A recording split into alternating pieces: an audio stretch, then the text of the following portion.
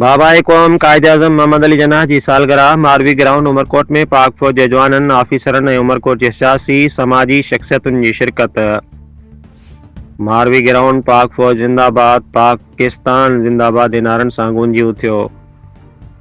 तफ़सील मूजिब उमरकोट में हलंदड़ आल सिंध एंड पाकिस्तान कायद-ए-आवाम शहीद ज़ुल्फ़िकार अली भुट्टो क्रिकेट टूर्नामेंट जो क्वार्टर फाइनल मैच बाबाए क़ौम कायद-ए-आज़म मोहम्मद अली जिन्ना जी सालगिरह जे मौक़े ते मुनक़द थियो, जंहिंमें पाक आर्मी जे ऑफिसरनि lieutenant colonel Babar Shahbaz, major Mudassir, lieutenant Hassan Roshan Ali समेत चेयरमैन म्यूनिसिपल कमेटी उमरकोट ऐं स्पॉन्सर सैफुल्लाह ख़ालिद सराज सुमरो, ऑर्गेनाइज़र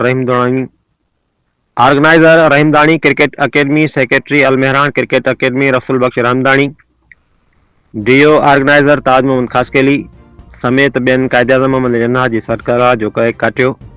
कायद-ए-आज़म मोहम्मद अली जिन्ना जी ज़िंदगी ते रोशनी विधी।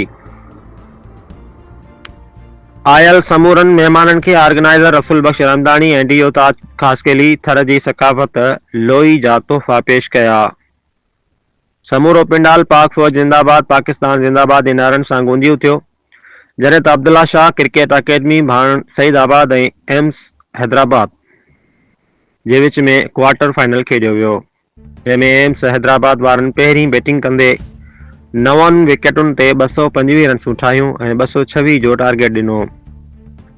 नौमाल अली बैटिंग कंदे 69 रन्सूं, माजिद असगर 55 रन्सूं ठाहे निमाया रहा। जवाब में बैटिंग कंदे अब्दुल्ला शाह क्रिकेट अकेडमी 23 ओवरनि में 226 रन्सूं ठाहे 7 विकेटुनि जे नुक़सान ते 3 विकेटुनि तां क्वार्टर मैच खटे वरितो, जॾहिं man of the match Abdul Sattar खे आर्मी छोर कैंट जे मेजर मुदस्सिर कैश प्राइज़ जो इनाम ॾिनो, जॾहिं त Khalid Saifullah Siraj Soomro, organiser Rahimdani cricket academy Almehran cricket academy जे सेक्रेटरी रसूल बख्श रहमदानी, डीओ ताज खासकेली ऐं ॿिन्ही टीमनि में इनाम तक़सीम कया।